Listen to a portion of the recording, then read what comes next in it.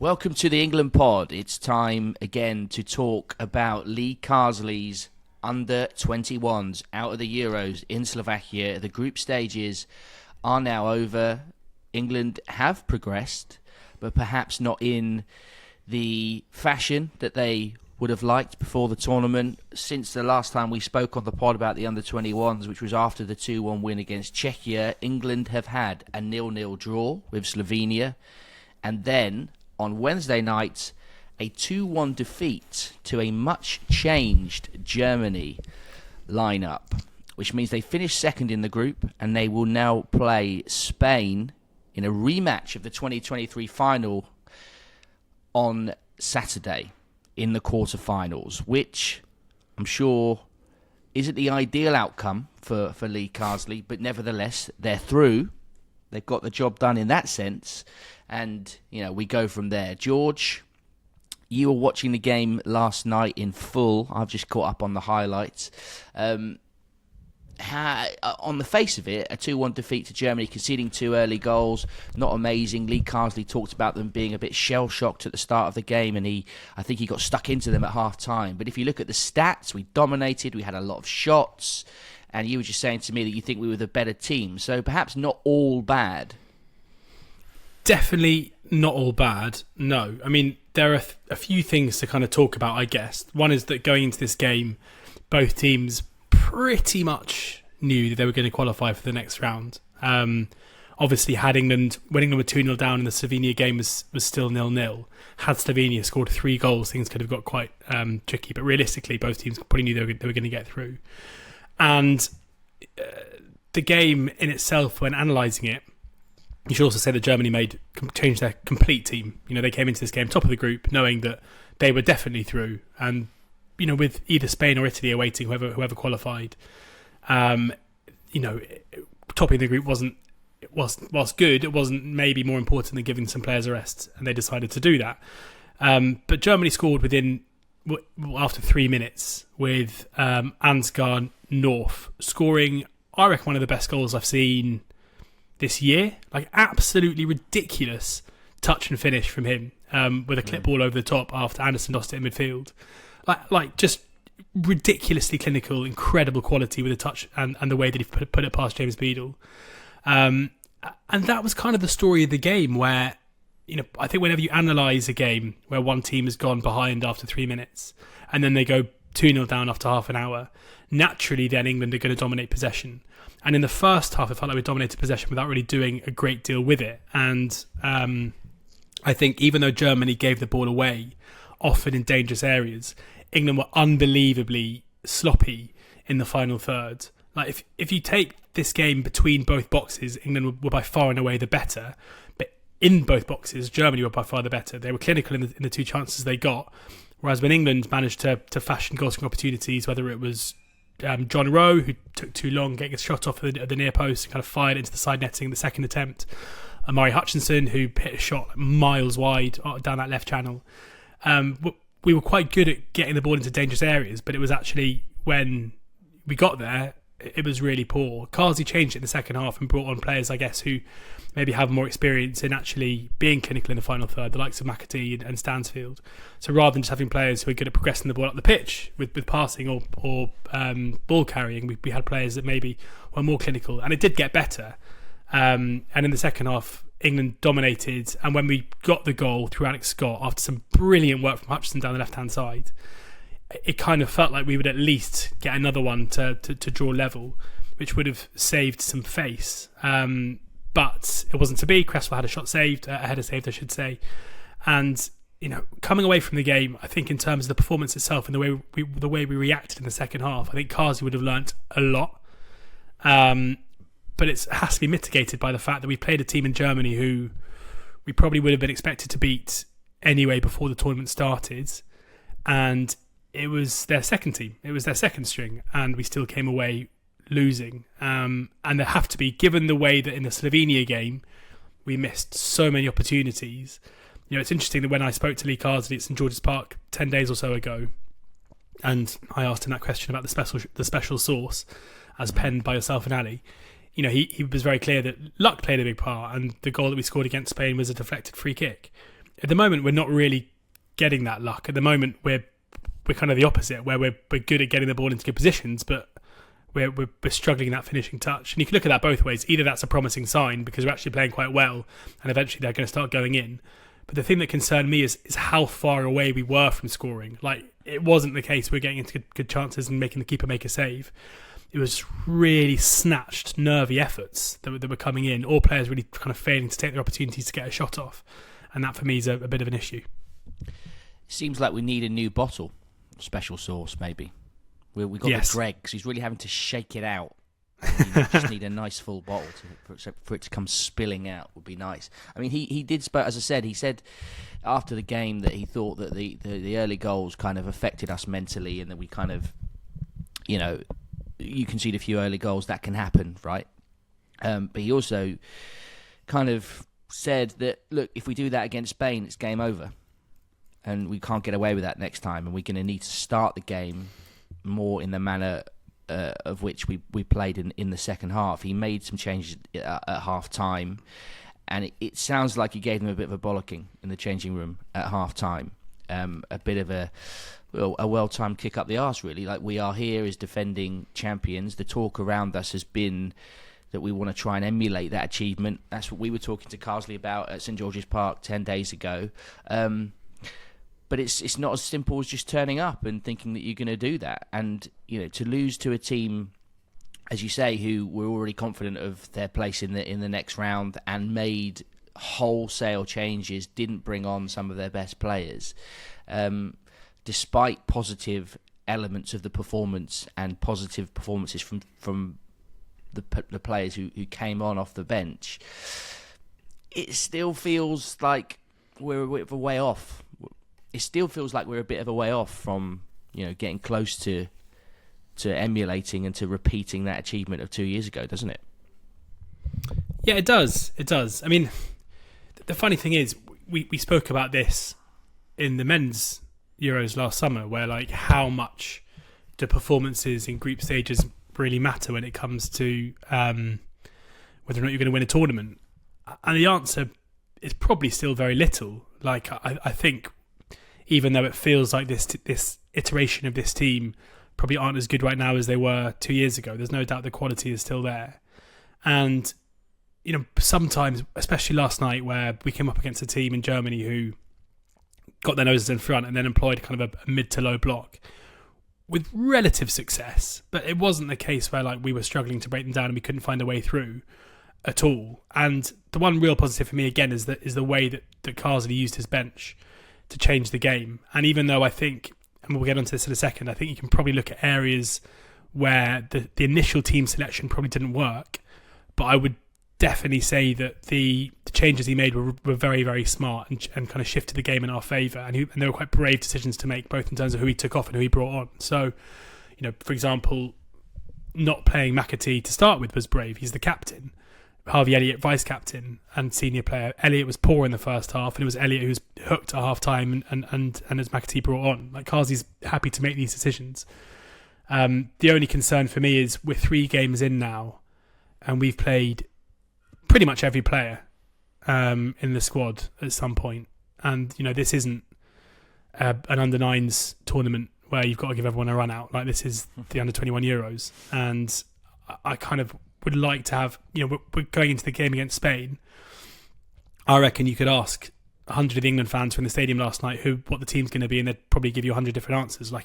There's no clear starting 11 at the moment, and that has to be a bit of a concern. But let's not write us off. I think there's probably something positive in the setback that we had last night, the bollocking at half time, as you put it, and then an improved performance, and I think some players massively playing their way into contention to start. I mean, when we spoke to Carsley, and you were asking him the questions at George's Park, he made the point about there being less recovery time between games than most of these players are used to. Just 2 days between the games in the group stages, and that means that he was going to use every single player in the squad. That it would be very unlikely that any player would get 3 lots of 90 minutes. So I guess he's been alive to that this situation that he needs to use the full squad. So it's not too surprising to see that. We know that he likes to, do some funky things with team selection and positions and roles within the system. Again, as he spoke, you asked him about is there such a thing as a natural position, and he basically said no, really, didn't he? So it was perhaps in that sense interesting that we saw a bit more of a traditional 4-2-3-1 from him yesterday, as opposed to some of the more inventive systems that we've seen from him in the past. Yeah, really interesting, and I think really good. Like it again shows, even though he's someone with a clear ideology and ideas of how football should be played, he's not stubborn.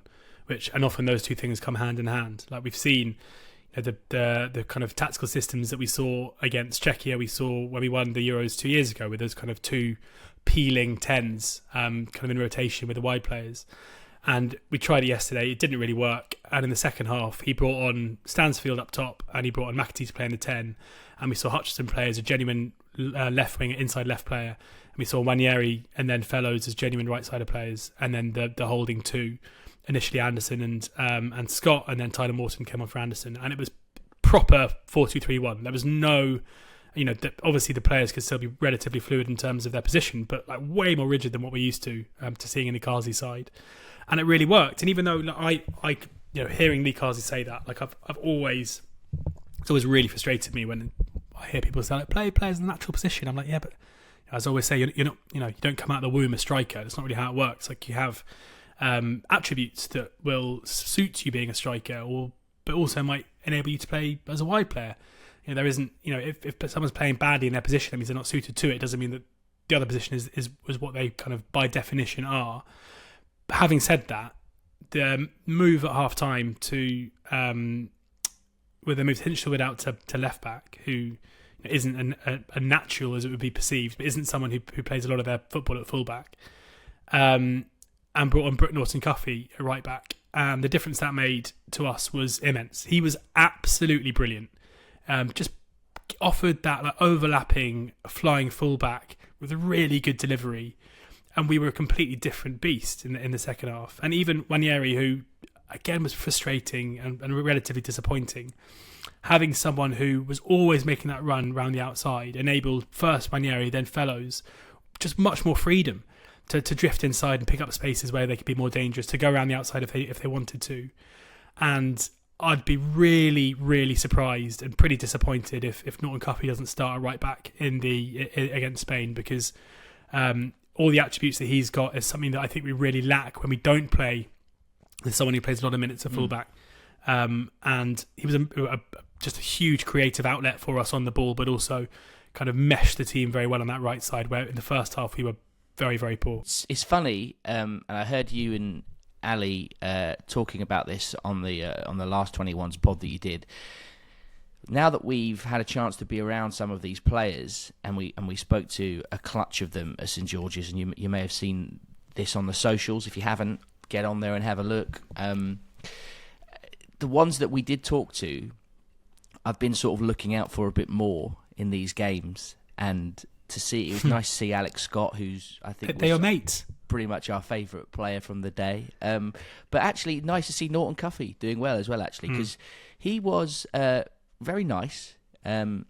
He, I think, of all the players that we asked the somewhat daunting question of where does the north of England start, I think he was the one that put the most thought into it, actually, because he was quite stressed about it initially, and then he sort of stopped and thought, hang on a minute, I've done this journey loads, I've played for clubs up in the north, I'm from London, and he was going, you've got to go through St Albans, you've got to get on the M1, and where does it start?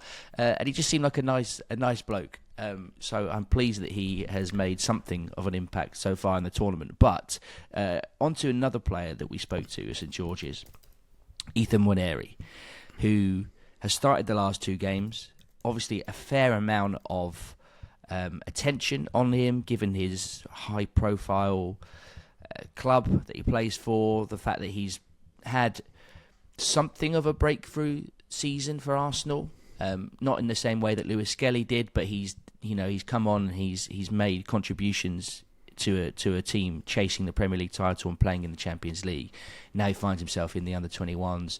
Didn't start the first game, starts the next 2 games. What have you made of his performances?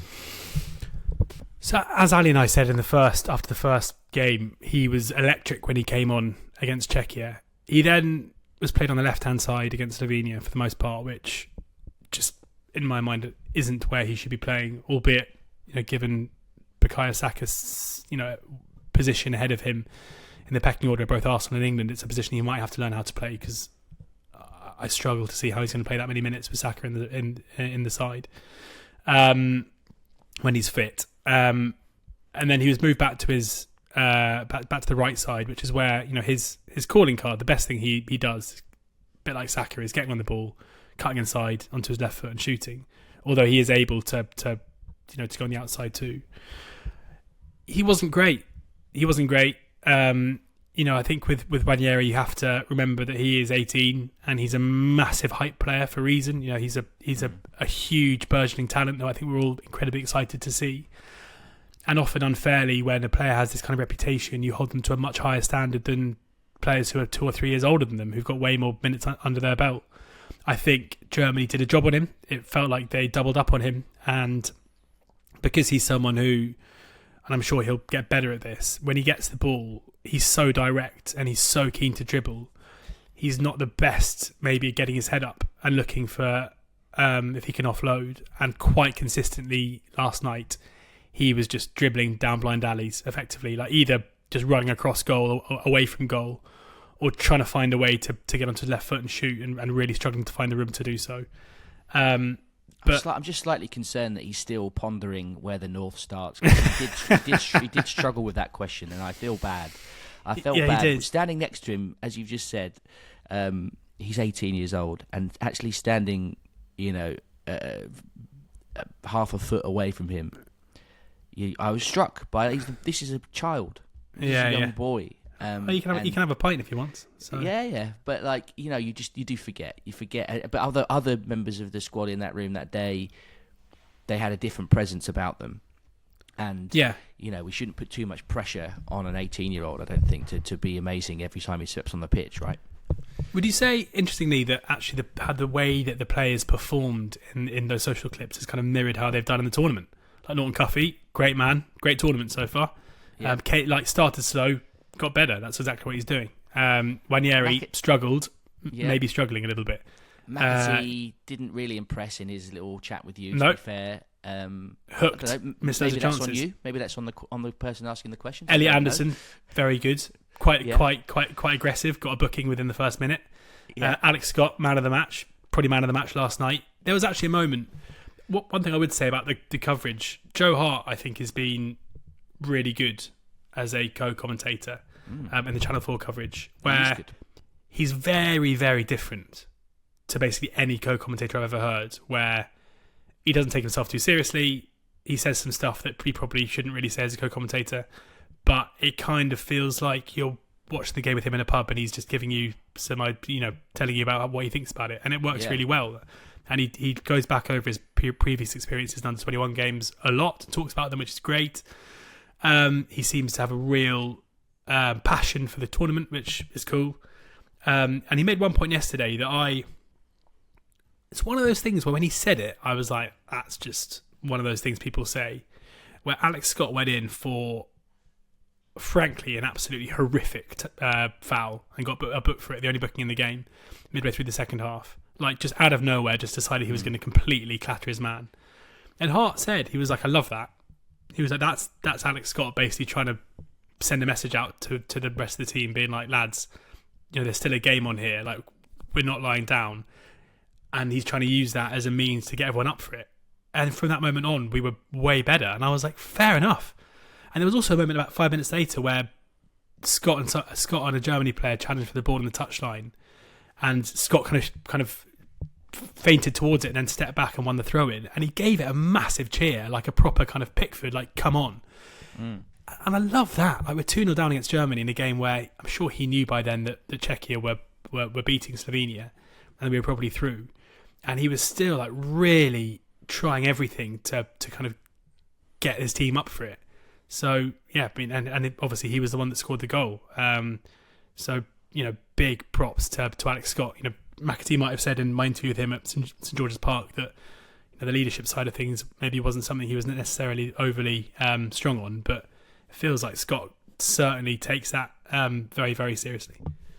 Yeah, and I have to say, I know you mentioned this in the first pod, but I've never seen anything like that contraption that he's got on his face. Yeah. The chin protector. He looks like a Quaker beard. He looks like Michael Eavis or like Abraham Lincoln or something, which is quite a look. But also, I feel like it sort of fits his personality. Man from Guernsey, spent a lot of time in Bristol. He doesn't seem too fussed about it. Bournemouth. He kind of works. Yeah. George, another thing that I think perhaps going into the tournament we maybe underestimated or didn't give enough attention to, and now maybe is becoming a bit clearer of its impact, is the fact that Lee Carsley clearly doesn't have his strongest squad available to him, and the squad's got weaker since we were at St George's Park. Joe Bellingham was in that room that day, walking around with all the players as if he was a big part of the squad, and he's now not there because he's joined Dortmund and he's at the Club World Cup. Liam Delap is at the Club World Cup. Adam Wharton, if he was fit, would be playing for this team. Taylor Harwood-Bellis and Jared Branthwaite, if they were fit, would probably be playing for this team. Like, those 5 players, if you add them to this squad and if you put them on the pitch, that's massive difference for England. And not to say that the players there aren't good enough and aren't capable of getting to the latter stages and maybe even going all the way, but it's a feature of under-21 football. You're probably fairly unlikely to always be able to have all the players that you want, but nevertheless, this is a difficult situation for Carsley in that respect, isn't it? Yes, it is. It is for sure. I mean, we've got to caveat that by saying that there are, of course, players missing for each nation because of the Club World Cup. I think in our case, it's probably more frustrating that there are 2 starters. Well, I mean, would Bellingham be a starter? I'm not sure, but certainly one very important starter who was in the squad to start with and now isn't there. Like for 2 players to get moves to Club World Cup teams from an under-21 squad in the week before the tournament is pretty unlucky, you have to say. And certainly in Wharton's case, he's someone who would probably be our best player should he be at the tournament, not to mention the centre-backs. So yeah, I mean, it's obviously difficult, it's obviously frustrating. But at the same time, this is still a very, very strong squad and a very strong team. With the exception of Delap, where we just don't have that profile of striker in our squad without him. Kwanzaa and Cresswell have performed pretty well. I mean, from a defensive standpoint, yesterday maybe not great for the 2 goals, but pretty well. And our midfield options, I think Anderson and Scott in particular have really, really impressed me in the absence of Bellingham and Wharton. So, yeah, I mean, as Carsley said when we spoke to him, they've known about this for a long time. They've always known they were going to have players missing. The concussion to Wharton is obviously really frustrating, as are the injuries to the centre-backs. But I'm pretty confident that if we get knocked out by Spain on Saturday night, Carsley isn't going to sit there and rattle off the players that are missing. I think it's just part and parcel.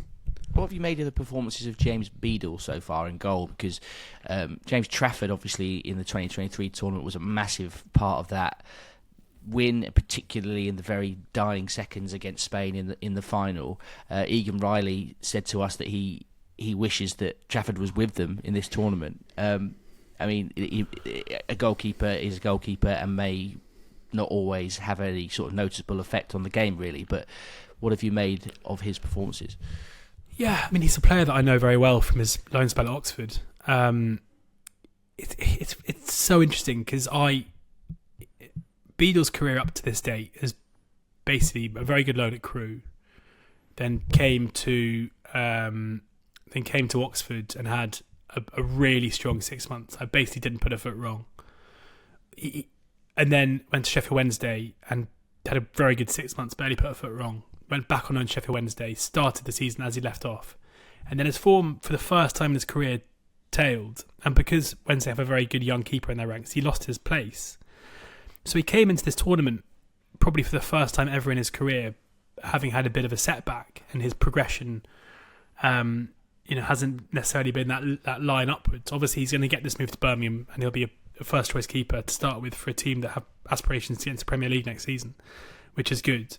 But I can't really imagine two keepers more different than him and James Trafford, where the incredible thing about Trafford is from basically the moment he started playing first-team football for Bolton, despite how young he looked, he was so good and so polished and just looked really confident and kind of the real deal already. With Beadle, it feels like if you can be raw as a goalkeeper, that's kind of how he is. Like, he has moments of unbelievable saves, like make saves that most keepers wouldn't make, but also has moments where he's really rash and his decision making is a bit off, and the way that he kind of moves is kind of hectic, unlike Trafford, who's just much more kind of solid and dependable.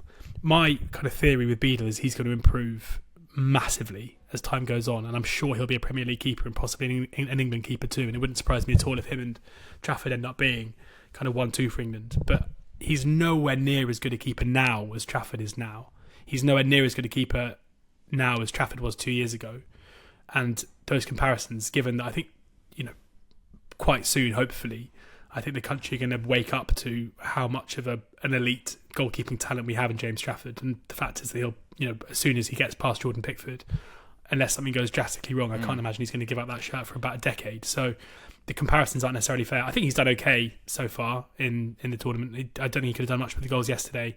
No. He made one very, very smart save at the near post early on against Slovenia. But yeah, I mean, he hasn't done much wrong, but he hasn't done much right either. I did see him concede 4 goals in one game to Vakun Bio of Watford at Hillsborough this season, and 6 in that game, 5 in the second half, which was a chastening experience for the young man. Not too many goalkeepers are going to concede 4 against Vakun Bio in their career, that's for sure. But quickly, moving on to the quarterfinal against Spain. As we said, rematch from the 2023 final. Obviously, Spain, you expect them to be good, right? I don't know much about the Spanish under-21 side, but I'm sure they've got a lot of quality, a lot of players who will go on and have really good careers for Barcelona, Real Madrid, some of the best Spanish clubs. So what do you think about that challenge that faces us? So they've had a really weird tournament so far. It should be said that, you mentioned Barcelona, Real Madrid. I mean, only, I think, 2 of their squad are Barcelona players and none from Real Madrid. And I'm sure they will move on there in time. But again, that shows what we were talking about earlier with Carsley not having the best squad available to him. It's the case with everybody, with a lot of players out of the Club World Cup. But Spain, should be said that Mateo Joseph is their starting striker, who we've been told many times is a kind of prodigious talent, but frankly hasn't looked up to him when he's played for Leeds in the Championship. So, there's something there. Like, in terms of player quality, I mean, we could use him in our squad because we don't have any strikers, but they beat Slovakia in their opening game. They went 2-0 up very early, within 20 minutes. They then conceded twice before a last-minute winner saw them win that game 3-2. They then played Romania. Romania went 1-0 up after 4 minutes and held on to that lead despite coming under severe pressure until the 84th minute when they had a man sent off, and then Spain scored twice in the last 5 minutes to win the game 2-1. And against Italy last time out, it was a really tight game. Not many chances either side. It was a 1-1 draw. So, if you take out Spain's last 5 minutes of each game, they could be going out.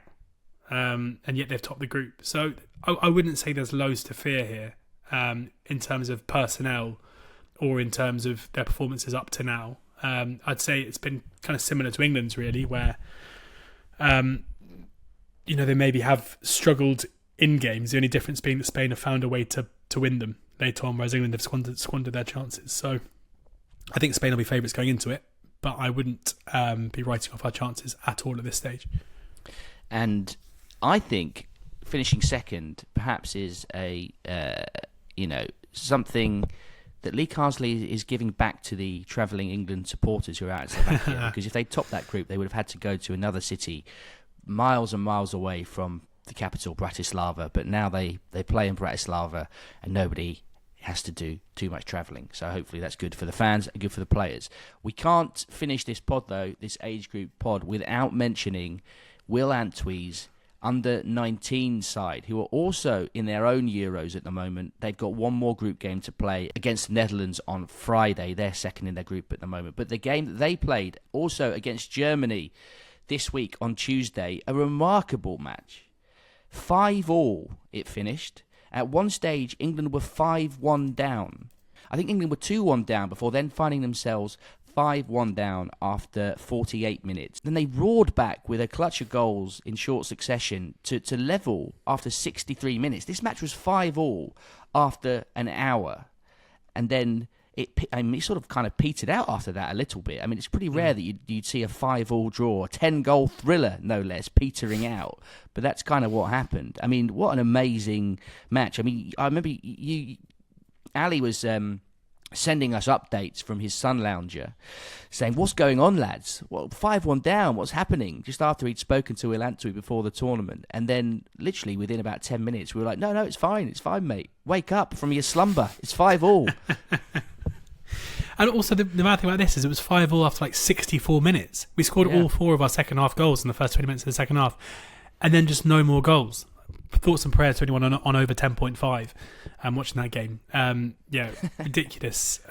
Ridiculous game. And, great for a group of young players to go in, fight like it must be hard to deal with going into a game at half-time 5-1 down.